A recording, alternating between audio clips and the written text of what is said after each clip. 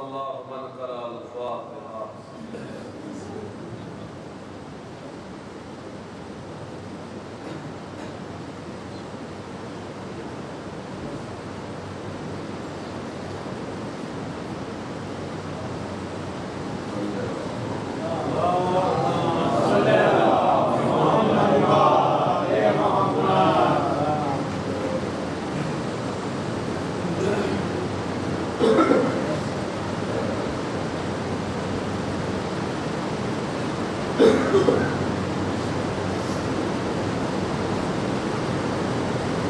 ما شاء الله لا حول ولا قوة إلا بالله العلي العظيم. أعوذ بالله من الشيطان اللعين الرجيم. بسم الله الرحمن الرحيم. الحمد لله الذي من شرح صدورنا بمحبة رسوله المصطفى خاتم النبيين وطهر قلوبنا بولایت ولیہ صالح المؤمنین سادات الخلق اجمعین ونجوم سماء المعارف والیقین والصلاة والسلام والتحیۃ والاکرام مولا ومولا الثقلین محبوب رب المشرقین والمغربین جد الحسن والحسین ابی الزہراء و ابی القاسم اہل بیت الطیبین الطاہرین المعصومین المظلومین والمنتخبین المنتجبین ولعنۃ اللہ علی اعدائہم اجمعین والغاشمین والمنافقین والکافرین والکاذبین والظالمین من یومنا هذا الى یوم الدین. اما بعد فقد قال اللہ تبارک و تعالی فی کتابہ المبین واصدق الصادقین وقولہ الحق. بسم اللہ الرحمن الرحیم. انا ارسلناک بالحق بشیرا ونذیرا ولا تسألوا عن اصحاب الجحیم. صلوات دیجئے گا محمد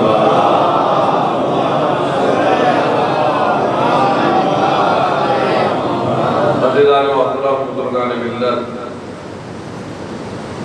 عزاداران مظلوم کربلا و اسیران کربلا محبان حیدر کربلا ارباب عزا انتہائے واجب الاحترام بزرگان قوم اور لائق عزت محبت جوانان قوم، ہم اور آپ جمع ہوئے اس فرش پر تاکہ شہزادی کونین کو ان کے اجڑے ہوئے گھر کا پرسہ پیش کر سکیں.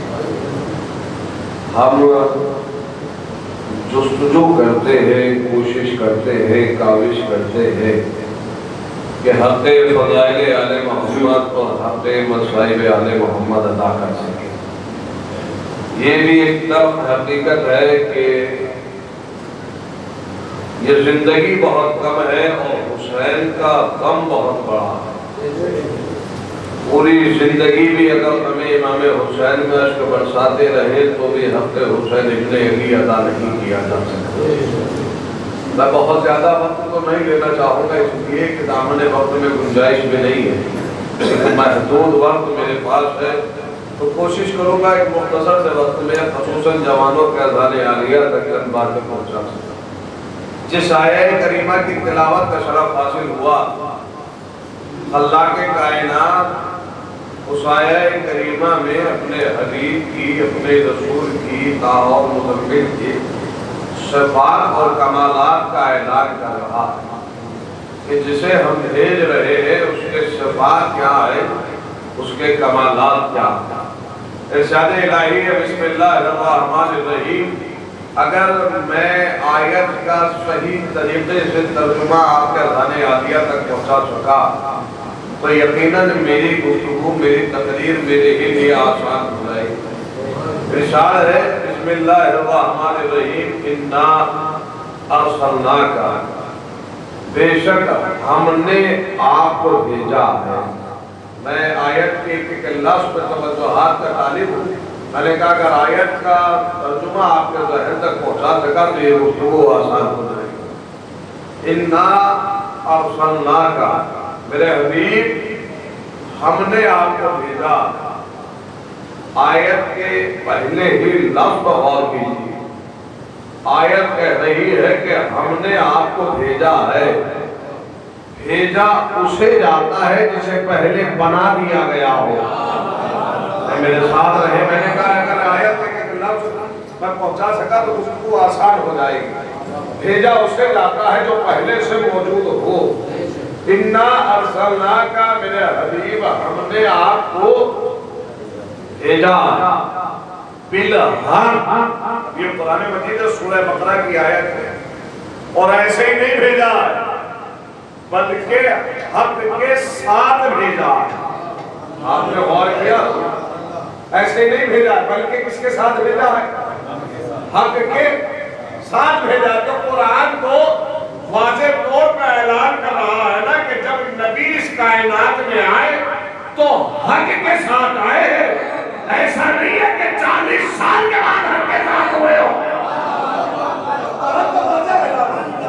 ہم نے آپ کو بھیجا ہے اور ایسے ہی نہیں بھیجا ہے۔ کیا بھیجا؟ بالحق، حق کے ساتھ بھیجا۔ کبھی جب محمد عربی اس کائنات میں آئے تو حق کے ساتھ آئے۔ کیا کہا؟ ہم نے آپ کو بھیجا ہے اور ایسے ہی نہیں بلکہ حق کے ساتھ بھیجا ہے۔ بشیرہ، ہم نے آپ کو بشیر بنا کر بھیجا۔ میں جوانوں کے ذہنوں کو یہاں روکوں گا۔ بشیر یعنی کیا؟ عموماً تو ترجمہ کر دیا جاتا ہے خوشخبری دینے والا، پر ہر خوشخبری دینے والے کو بشیر نہیں کہتے ہیں۔ میں وضاحت کر رہا ہوں، یہ ہم بھائی بیٹھے ان کے لیے بزرگوں کی نگاہ تاریخ کا وہاں، جیسے حج کے معنی ہے ارادہ۔ حج کے کیا معنی ہے؟ ارادہ۔ نبی کے معنی ہے خبر دینے والا۔ تو جیسے ہر خبر دینے والا نبی نہیں کہلاتا، جیسے ہر ارادہ حج نہیں کہلاتا، بھئی آپ کا ذہن آمادہ نہیں، ایسے ہی ہر خوشخبری دینے والا بشیر نہیں کہلاتا۔ پھر حضور بشیر کسے کہتے؟ میں آسان سے لفظوں میں ترجمہ کر دوں اور رسالت کے قصیدے میں میں یہ لفظ کہتا چلوں۔ حضور بشیر کسے کہتے ہیں؟ جو زمین پر بیٹھ کر جنت کی سند دیتا ہو اسے بشیر کہا جاتا ہے۔ رسالت میں آپ کی فضیلت بیان کر رہا ہوں۔ بشیر کسے کہا جاتا ہے؟ جو زمین پر بیٹھ کر جنت کی سند دیتا ہو، جنت کی بشارت دیتا ہو، اسے بشیر کہا جاتا ہے۔ مسجد نبوی کے منبر سے رسول ارشاد فرمایا کہ سلمان مبارک ہو، میں آپ کو بشارت دیتا ہوں کہ آپ اور فرشتہ جنت میں جائیں گے۔ جو زمین پر بیٹھ کے جنت کی سند دیتا ہو اسے بشیر کہا جاتا ہے۔ یہ خوشخبری لے کر یہ اپنے اپنے عرفان کی باتیں ہیں، یہ اپنے اپنے عقیدے کی باتیں ہیں۔ یہ خوشخبری لے کر سلمان فرشتہ کے پاس چلے آئے، فرشتہ مبارک ہو، رسول نے بشارت دی ہے کہ آپ اور میں جنت میں جائیں گے۔ فرشتہ نے مسکرا کے کہا سلمان جنت تمہیں مبارک، فرشتہ تو رہتی ہی جنت میں۔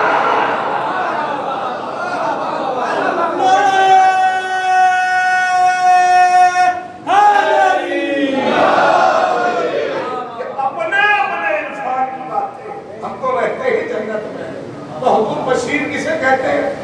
جو زمین پر بیٹھ کر جنت کی سند دیتا ہو، جو جنت کی خوشخبری دیتا ہو اسے بشیر کہا جاتا ہے۔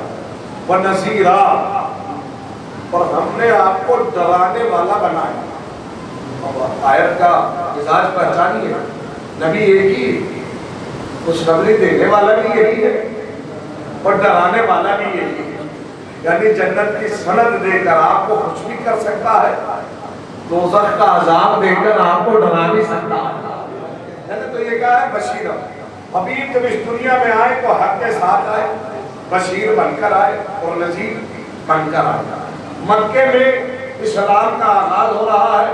اچھا میں اب اس سے بڑھ کر کیا جملہ کہوں، لوگ کہتے ہیں شجاعت رسول کا اظہار کیسے ہو، چونکہ پوری زندگی میں رسول نے تلوار نہیں اٹھائی، کسی جنگ میں لڑے نہیں، کسی کو قتل نہیں کیا، کسی کو مارا نہیں. اور ہمارے یہاں بہادری کا مزاج یہ بن گیا کہ بہادر وہ ہوگا جو اچھا لڑنا جانتا ہوگا. میں پتہ نہیں آپ کے ذہن آمادہ ہے کہ نہیں ہے. تو حضور یہ رسول کی شجاعت کے اوپر اس سے بڑی دلیل میرے پاس کیا ہوگی کہ جس بستی میں 360 قبیلے موجود ہوں اور سارے قبیلوں کے سامنے کھڑے ہو کر یہ کہہ دینا تمہارا دین باطل ہے میرا دین سچا ہے, اس سے بڑی شجاعت کی دلیل کیا ہوگی. حضور سارا مکہ ایک طرف ہے, محمد عربی ایک طرف ہے, اور آ کر میرے قولوا لا الہ الا اللہ تفلحوا, لا الہ الا اللہ کہو تاکہ فلاح پا جاؤ, تاکہ کامیاب ہو جاؤ. لہذا حکم آیا کہ اپنے قرابت داروں کو بلائیے اور دعوت سلام دیجیے. محسوس کیجیے گا کہ مجھے دعوت ذوالِ سیرہ نہیں پڑھنا ہے, لیکن ایک زاویہ ضرور پڑھوں گا اور پرہیزگار نہیں بنوں گا. پہلی دعوت دی گئی دعوت اسلام, جسے تاریخ دعوت ذوالشیرہ کے نام سے یاد کرتی ہے. توجہ, بلانے والے کون ہیں؟ رسول. کس کے نام پر بلا رہے ہیں؟ اسلام کے نام پر. دعوت اسلام دینی ہے, کس کے نام پر بلا رہے ہیں؟ اسلام کے نام پر. گھر کس کا ہے؟ جناب ابو طالب. دعوت کا اہتمام کس نے کیا, یعنی کھلایا کس نے؟ جناب کس کے نام پر؟ اسلام کے نام پر. لفظوں پر غور کیجیے گا. بلانے والے ہیں رسول, کس کے نام پر؟ اسلام کے نام پر. کھلانے والے ہیں جناب ابو طالب, کس کے نام پر؟ کم سے کم ابتدائی اسلام نے ایک بات کی تہذیب تو قائم کی نا کہ اسلام کے نام پر کھلایا جاتا ہے, کھایا نہیں جاتا ہے. تہذیب تو قائم کی نا کہ اسلام کے نام پر کھلانا چاہیے, کھانا نہیں چاہیے. کیا کہا کس کے نام پر بلایا ہے؟ اسلام کے نام پر. کھلایا کس نے؟ جناب یہ بار بار تکرار میں اس لیے کر رہا ہوں تاکہ یہ جو کمسن بھائی بیٹھے ہیں ان کے ذہنوں میں محفوظ ہو جائے. جناب ابو طالب نے کس کے نام پر؟ اسلام کے نام پر. اب یہ مسئلہ بھی میں حل کرتا چلوں, چونکہ ہمارے یہاں یہ ڈیبیٹ بنی ہوئی ہے کہ ٹھیک ہے ابو اسلام کے نام پر کھلانا چاہیے, پر کم سے کم کھانے والے تو مومن ہو. اللہ ہے کہ نہیں؟ ارے بھائی ٹھیک ہے نظر کا کھلانا چاہیے, پر کم سے کم نمازیوں کو کھلانا چاہیے. یہ مدعا چل رہا ہے کہ نہیں چل رہا؟ مجھے ایمان سے بتائیں رسول نے جتنوں کو کھلایا ان میں سے کتنے مومن ہیں؟ اگر آپ اس جملے کے بعد اس دلیل کے بعد بھی خاموش ہے تو ہم نے چکا مجلس. ایک مومن نہیں ہے. جنہیں بلایا ہے سب مشرک ہے, کافر ہے. اس کا مطلب یہ ہے ابتدائی اسلام میں اسلام پیغام یہ دے رہا ہے کہ جب اسلام کے نام پر کھلایا کرو تو مذہب اور ملت وجہ کیا کرو. اسلام مذہب دے کے نہیں کھلاتا ہے, ضرورت دے کے کھلاتا ہے. تو بلانے والے ہیں رسول اور کھلانے والے ہیں جناب ابو طالب. کس کے نام پر؟ اسلام کے نام پر. یہ جو میں بار بار لفظ کہہ رہا ہوں اس کی نزاکت کو سمجھیے. اسلام کے نام پر بلانے والے رسول, کھلانے والے جناب ابو طالب. کس کے نام پر؟ اسلام کے نام پر. تاریخ کی ستم ظریفی دیکھیے, جو اسلام کے نام پر کھلاتا رہا اسے تو کافر کہتے رہے, اور جو اسلام کے نام پر کھاتے رہے انہیں مسلمان کہتے رہے. لکھنے والے نے کتنی قیامت کی ہے جو اسلام کے نام پر کھلا رہا ہے, اور یہی سلسلہ آج تک چلا رہا ہے. میں آپ کو اس حالات تک لے کر آ گیا. شیعوں پر جو کفر کے فتوے لگ رہے ہیں اس کی دلیل ہی ہے کہ کھانے والے آج تک مسلمان بنے بیٹھے ہیں اور کھلانے والوں کو آج تک کافر نہ آیا. تو حضور پہلی دعوت دی گئی اسلام کے نام پر جسے دعوت ذوالشیرہ کہا گیا, اور یہ دعوت 3 دن تک چلی. میں نے کہا نا مجھے دعوت نہیں پڑھنا ہے, مجھے ایک مقصد پڑھنا ہے. اس دعوت ذوالشیرہ کا مقصد کیا ہے؟ مطالبہ ہے رسالت مآب کا. مطالبہ کیا ہے؟ میں اللہ کا فرستادہ نبی, شریعت لے کر آیا ہوں, دین لے کر آیا ہوں. جو بھی میری اس کام میں مدد کرے گا یہ ہے وہ مطالبہ، وہ میرا بھائی ہوگا، وہ میرا جانشین ہوگا۔ آپ ایمان سے بتائیں کہ دعوت ذوالشیرہ سے پہلے رسول کی مدد نہیں ہو رہی تھی؟ رسول کو بستر پر خطرہ محسوس ہوا، ابو طالب نے اپنے بچوں کو لٹایا، محمد کو بچایا۔ اگر شام تک محمد گھر نہیں آئے تو ابو طالب نے تمام مکے کے کافروں کے سردار کے سروں پر تلواریں رکھوا دی اور حکم دے دیا جوانان ہاشم سے اگر میں مکے میں تنہا آتا ہوا نظر آؤں تو سب کی گردنیں کاٹ دیں گے، اگر میں بھتیجے کے ساتھ نہ ہوں تو کیا مدد پہلے سے نہیں ہو رہی ہے؟ تو مدد تو رسول کی پہلے سے ہو رہی ہے، عالم طفلگی سے ہو رہی ہے۔ پھر آج رسول یہ دعوت ذوالشیرہ میں کیوں کہہ رہے ہیں جو میری مدد کرے گا؟ تو حضور یہ تو اسے کہنا چاہیے نا جس کی مدد نہ ہو رہی، جس کی مدد پہلے سے ہو رہی ہو، وہ آج یہ اعلان کیوں کر رہا ہے، مطالبہ کیوں کر رہا ہے کہ جو میری مدد کرے گا؟ توجہ کیجئے گا حضور، اس کا مطلب یہ ہے کہ رسول کوئی خاص پیغام دینا چاہتے ہیں۔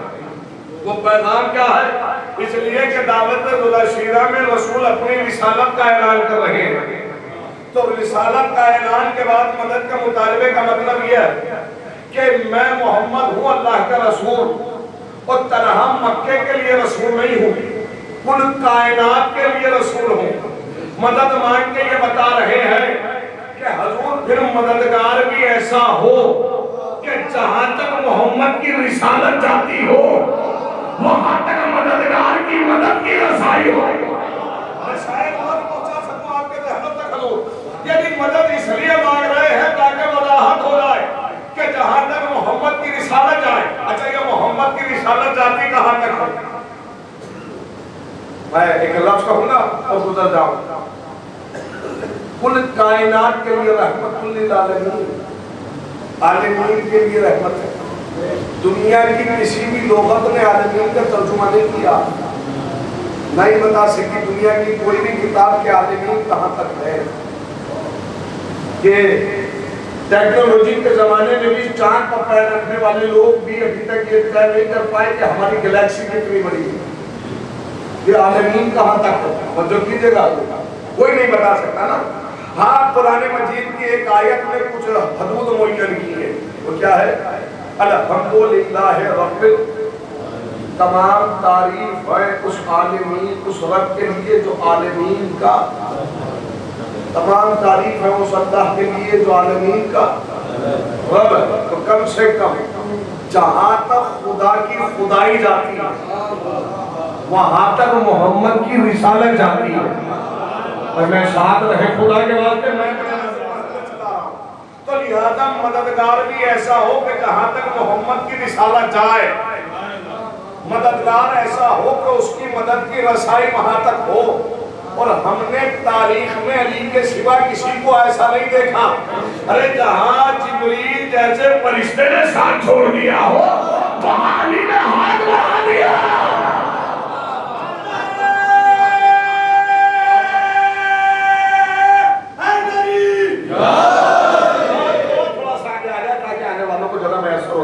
ایک درود شریف کا سہارا لے کر تھوڑا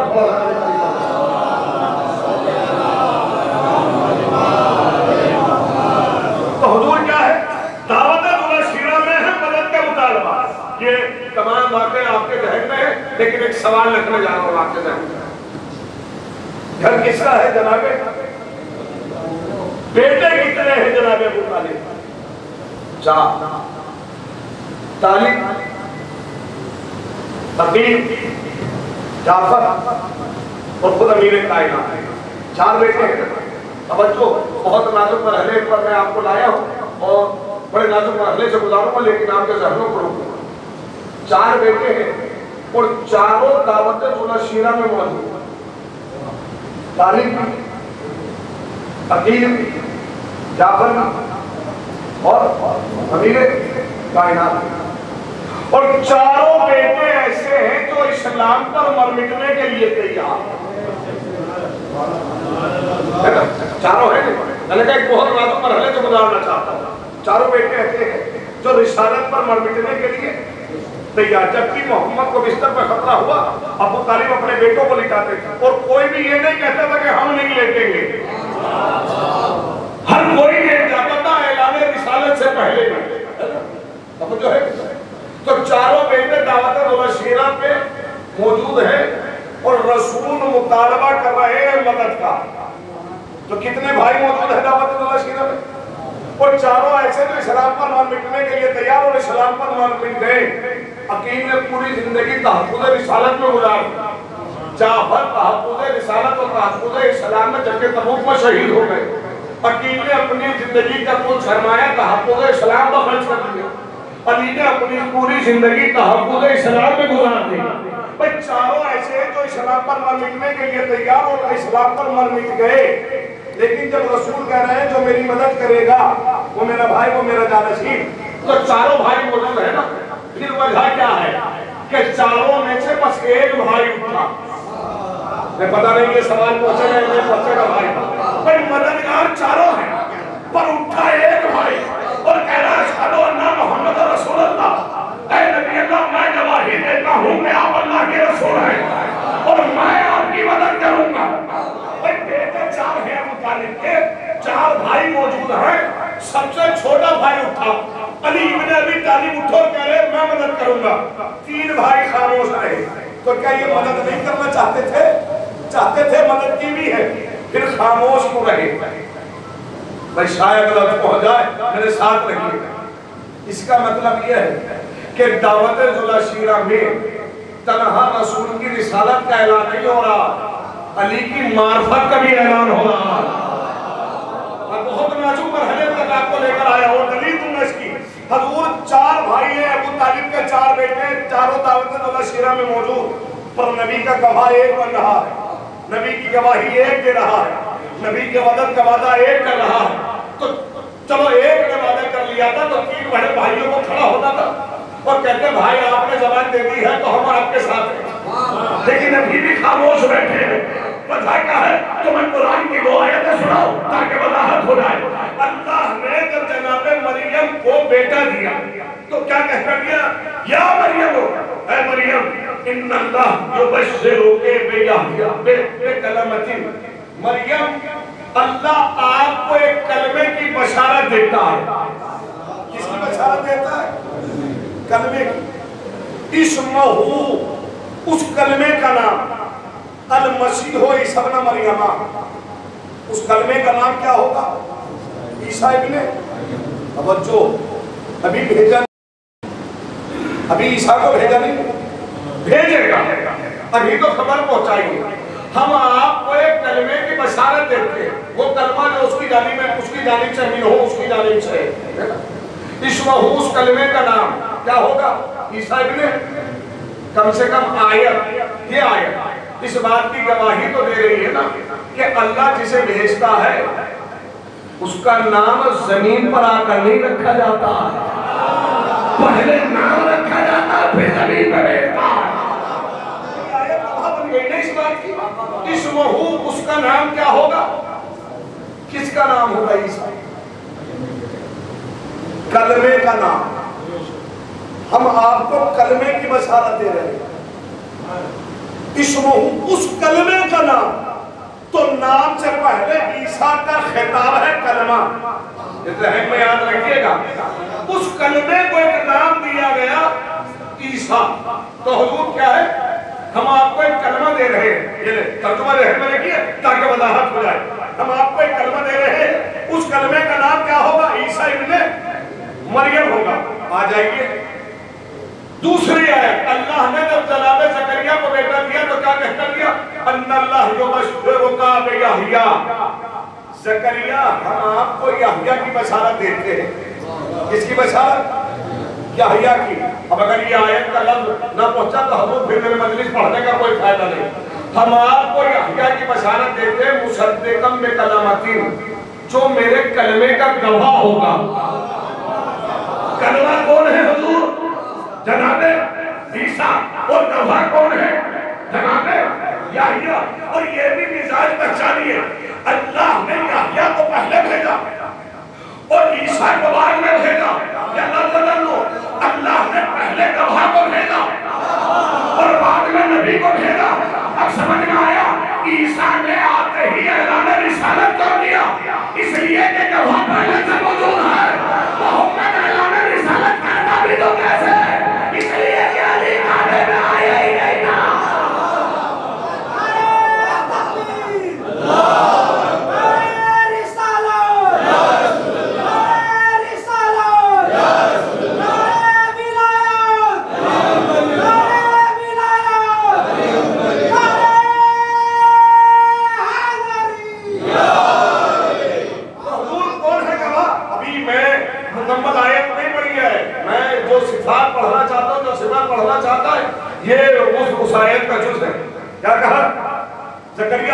کو یحییٰ دے رہے ہیں مصدقا بکلمۃ، جو میرے کلمے کا گواہ ہوگا.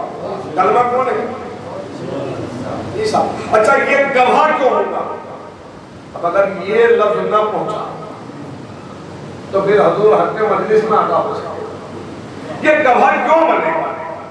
اور کوئی بھی تو بن سکتا ہے، یہی کیوں گواہ بنے گا؟ اب قرآن آگے بڑھا اور ایک لفظ کا سیدن، یہ گواہ اس لیے ہوگا چونکہ یہ سید ہے. اگر یہ لفظ نہ پہنچا تو حق مجلس ادا نہ ہو سکے گا. یہ گواہ کیوں بنے گا؟ یہ کیا ہے؟ سید ہم یہ میں نسبی بات نہیں کر رہا ہوں، حسب نسب کی بات نہیں کر رہا ہوں. سید یعنی یہ سردار ہوگا، سید یعنی یہ اعلیٰ ہوگا، سید یعنی یہ بلند ہوگا، سید یعنی یہ سپیریئر ہوگا. یعنی قرآن یہ بتا رہا ہے کہ نبی کا گواہ وہ بنے گا جو سردار ہوگا. ارے اب بھی آپ خاموش رہتے ہیں، میں نے مسئلہ حل کر دیا اور سمجھ میں آیا. دعوت گلہ شیرہ میں ابو طالب کے بیٹے کو چاہتے پر گواہی ایک نے اس لیے دی، خاموش اس لیے رہے کہ خاموش ہو کے بتایا ہم بھائی کو جان ہیں پر ہم میں سردار ہیں.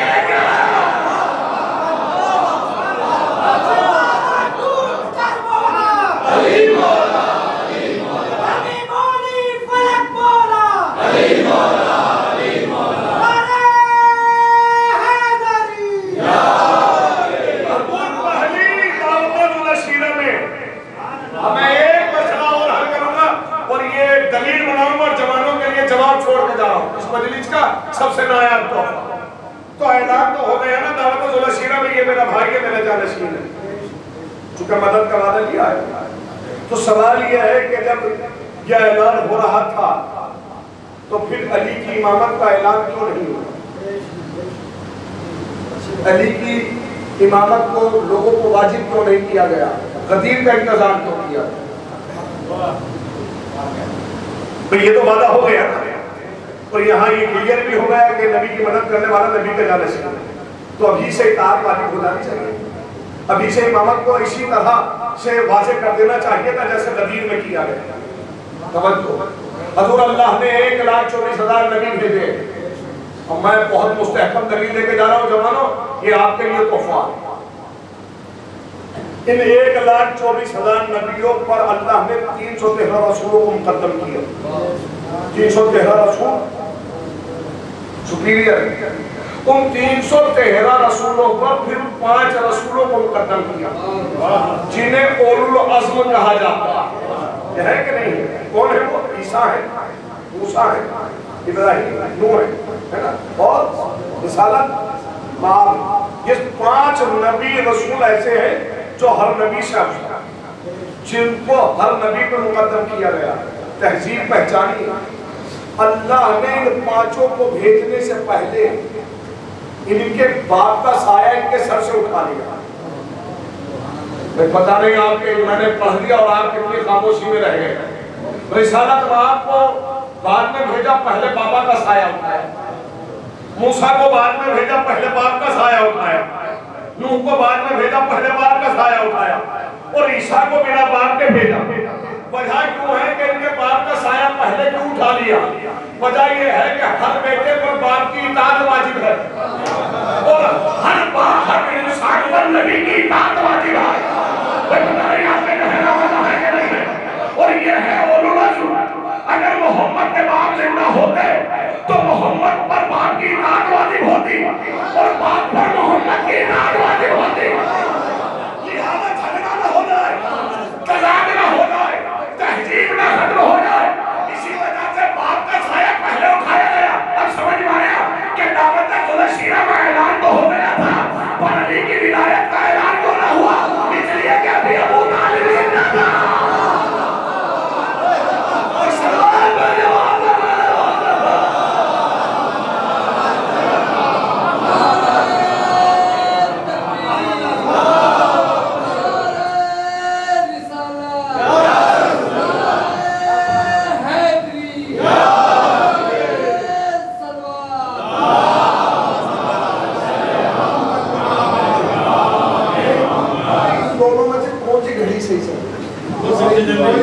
ایک سلام بھیجے محمد والے چونکہ میرے پاس محدود وقت ہے، بس 15 منٹ میرے پاس بچے، مجلس کو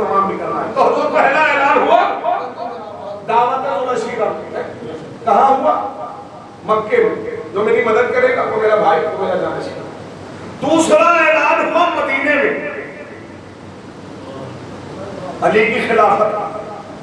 جب لوگوں نے رسول کے پاس ان کی بیٹی کا رشتہ بھیجا، ہم یہ چاہتے ہیں کہ اس زواج سے نسبت سے منسلک ہو جائے، تو نبی نے فرمایا یہ حق میرے پاس نہیں ہے کہ میں فاطمہ کا رشتہ طے کروں، پھر کون کہ یہ حق اللہ کے پاس ہے۔ تو پتہ کیسے چلے گا؟ نبی نے فرمایا پر جس کے در پر ستارہ اترے گا خدا کے معنی وہ زہرا کا شوہر بھی ہوگا، میرا جانشین بھی ہوگا۔ تو لوگ منتظر رہے، تو حضور دعوت دولا شیرہ کتنے دن چلی؟ توجہ، کتنے دن؟ 3 دن۔ ادھر نبی نے مدینے میں اعلان کیا، تاریخ میں لکھا کہ لوگوں نے 3 راتوں تک انتظار کیا، اور جب تیسری شب گزر گئی تو ستارہ آسمان سے چلا اور در علی پر آ گیا۔ تو کتنے دن حضور کا دوسرا اعلان کہاں ہوا؟ مدینے میں۔ پہلا کہاں ہوا؟ مکے میں۔ دوسرا کہاں ہوا؟ مدینے میں۔ اور تیسرے اعلان کی باری رسول کا پہلا اور آخری حج ہے جسے غدیر کہا جاتا ہے۔ 3 دن روکا۔ مکے میں کتنے دن؟ مدینے میں کتنے دن؟ غدیر میں کتنے دن؟ اور میں یہ لفظ، یہ خطابت کا لفظ ہے، کہے بنا نہیں بدلوں گا، یعنی رسول بھی یہ بتانا چاہ رہے ہیں جب تک 3 نہ گزر جائے حق آتا ہی نہیں ہے۔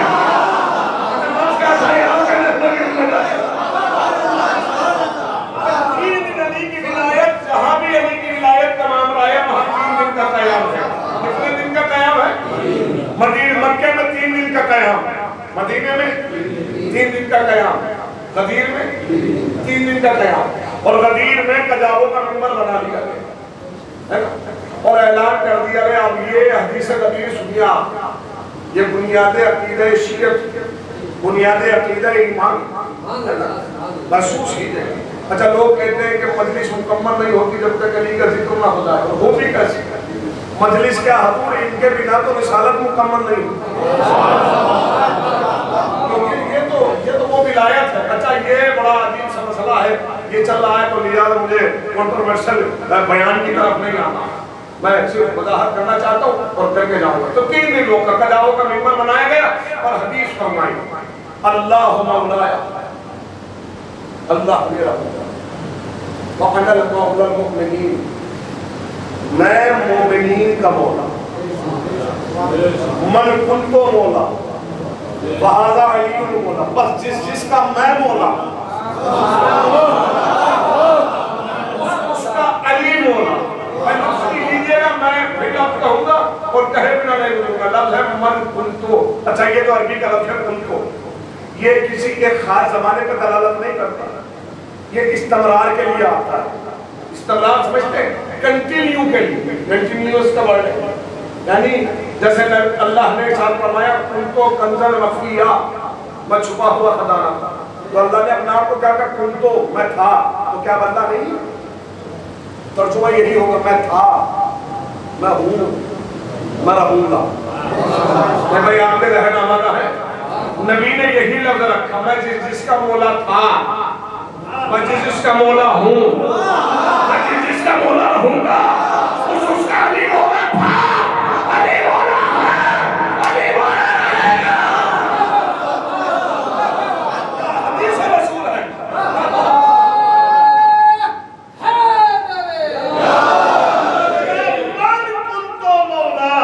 اچھا یہ بھی وضاحت سن لیجیے، کہے بنا نہیں گزروں گا، میں جس کا مولا، نبی یہ نہیں کہہ رہے میں جس کا رسول، یہ نہیں کہہ رہے میں جس کا نبی، کیا کہہ رہے ہیں میں جس کا؟ تو یہ فاصلہ تو رسول نے غدیر میں ہی کر دیا، علی کو کون مولا مانے گا؟ جس نے محمد کو مولا مانا ہو وہ علی کو مولا مانے گا، جس نے محمد کو ہی اپنے جیسا مانا ہو۔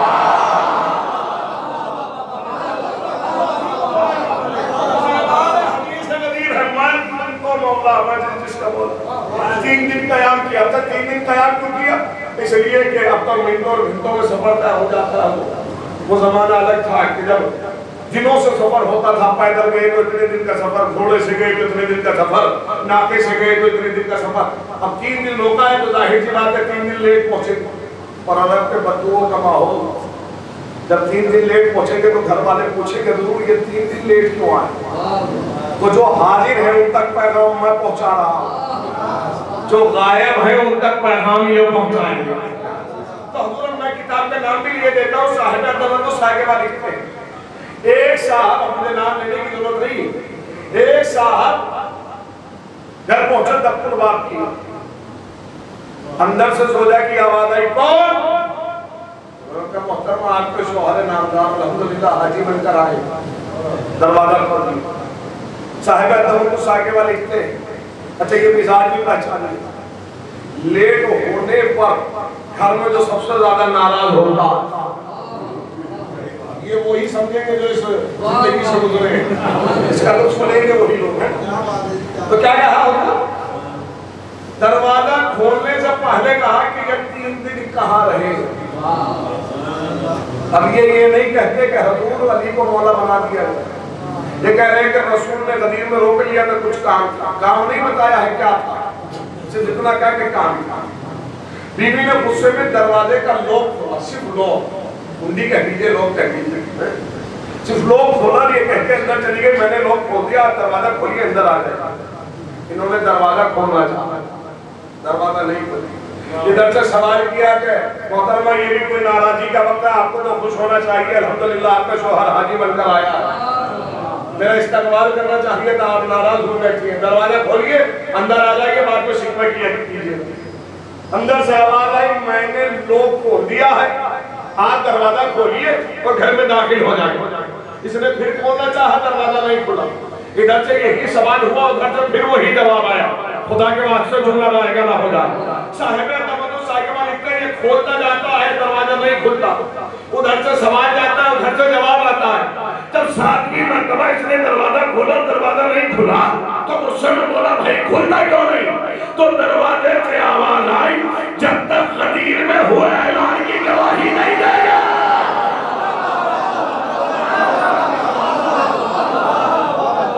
जब तक गदीर में हुए ऐलान की गवाही नहीं देगा, जब तक नहीं खुलूंगा।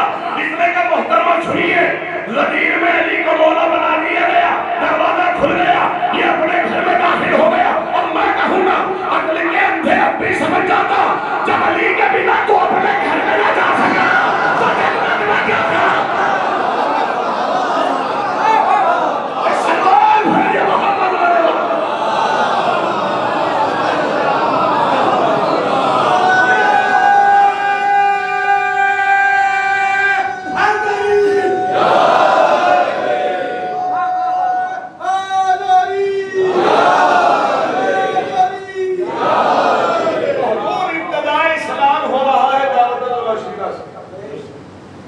और इंतहाई सलाम हो रहा है गदीर पर। आज हमने नेमतें तमाम, दीन मुकम्मल, नेमतें तमाम, रिसालत पाए तकमील कर दी।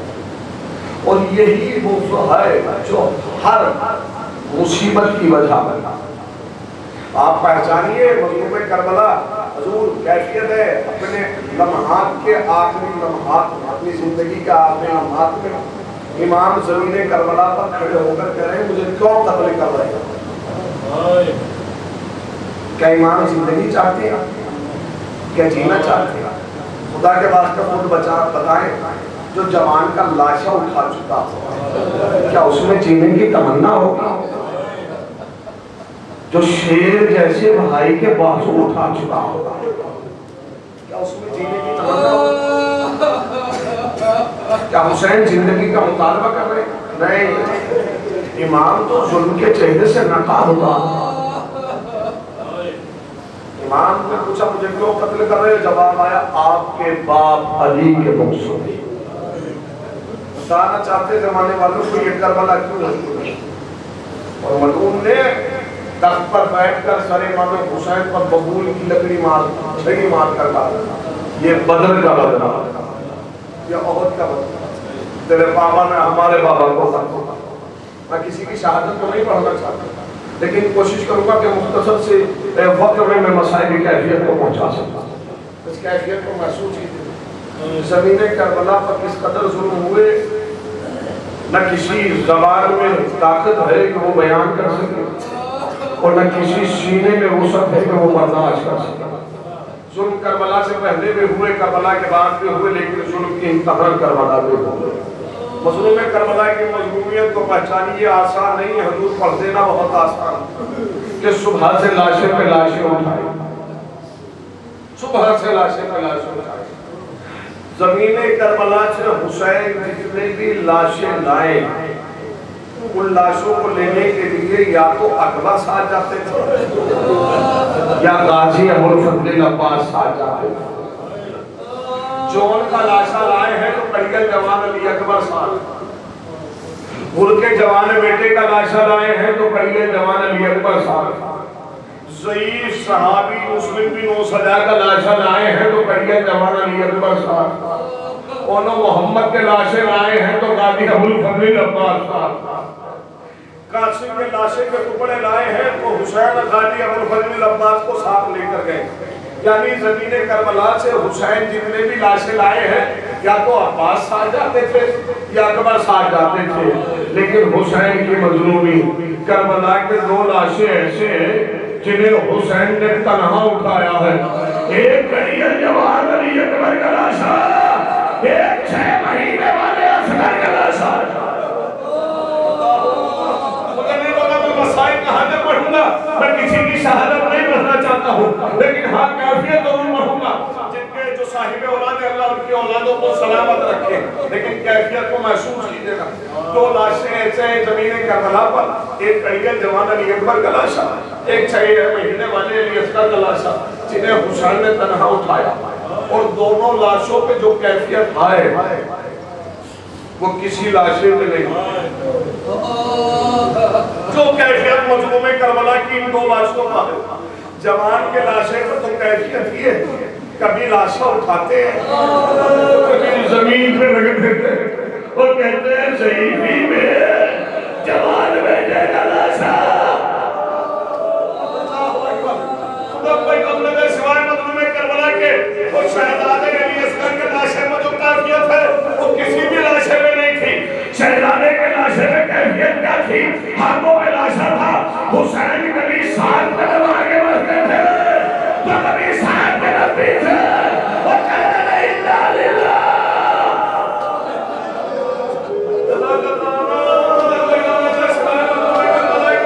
یہ آوازیں بلند رہے، یہ آوازیں سلامت رہے، لیکن میں فکر پڑھوں یہ حسین کی مظلومی ہے، وہ سب کی شہادت تو نہیں پڑھ سکتا، لیکن میں ایک فکرہ بس ننے علی اصغر شہزادے علی اصغر کی مصیبت کے لیے پڑھنا چاہتا ہوں۔ سنیں، کربلا کا سب سے چھوٹا شہید، یوں تو ہر شہید کی مصیبت بہت بڑی، ہر شہید کی مصیبت بہت بڑی، لیکن کربلا کا تنہا شہید اصغر ہے جو ایک مصیبت میں سب سے زیادہ۔ وہ مصیبت کیا ہے؟ وہ مصیبت یہ ہے کربلا کا تنہا شہید اصغر ہے جسے 2 دفعہ دفن کیا گیا۔ مجھے نہیں پتہ یہ جملہ کہاں تک پہنچے گا، بس آخری فکرہ پڑھ رہا ہوں اور مجلس تمام میں بس آخری جملہ ہے۔ کربلا کا تنہا شہید علی اصغر ہے جسے 2 دفعہ دفن کیا گیا۔ ایک دفعہ بابا حسین نے دفن کیا، ایک دفعہ بیمار بھائی نے دفن کیا۔ وہ پڑھ چکا مجلس، آپ سن چکے، تھکے گریا میں کر سکتے ہیں، تو میں بس ایک فکرہ پڑھ رہا ہوں۔ سنیں گے، ایک دفعہ بابا حسین نے دفن کیا، ایک دفعہ بیمار بھائی نے دفن کیا۔ دونوں کے دفن کرنے میں ایک فرق ہے، ایک فرق ہے۔ فرق کیا ہے؟ جب بابا نے دفن کیا تھا تو اصغر کا سر جسم کے ساتھ تھا، اور جب بیمار نے دفن کیا تو اصغر کا سر رو کے دیتا تھا۔ یہی تو تھا جو بیمار کہتا تھا اے میرے 6 مہینے والے بھائی، آپ کا جسم کربلا میں سر رو کے دیتا تھا۔ بیمار نے ہر قدم پر مصیبت کو برداشت کیا۔